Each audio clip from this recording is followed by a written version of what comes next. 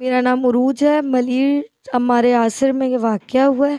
मेरी बेटी के साथ ज़्यादती करने की कोशिश की गई और किसी हद तक वो कामयाब भी हो गया है कि मेरी बच्ची का एमएलओ, मेरी बच्ची की रिपोर्ट्स सब मौजूद है मेरे पास कि मेरी बच्ची के साथ जुल्म हुआ है और मुझे इंसाफ दिलाया जाए। ज़्यादती करने वाला हमारा ही पड़ोसी, बहुत अफ़सोस के साथ, कि जिन लड़कों को हम अपना तहफ़्फ़ुज़ समझते थे, बच्चियों को जिनके आश्रय पे हम चीज़ लेने भेज दिया करते थे, उन्हीं में से दरिंदा निकला शुएब रज़ा ज़ैदी उसका नाम है और उसने ये हरकत की है। पुलिस ने हमारे साथ बहुत कोऑपरेट किया।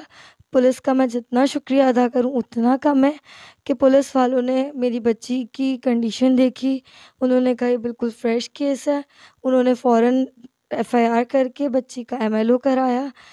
जो भी प्रोसेस थाने वालों का होता है उन्होंने वो करके लड़के की गिरफ्तारी ली एंड आज वो जेल में है। कि बस मुझे इंसाफ चाहिए।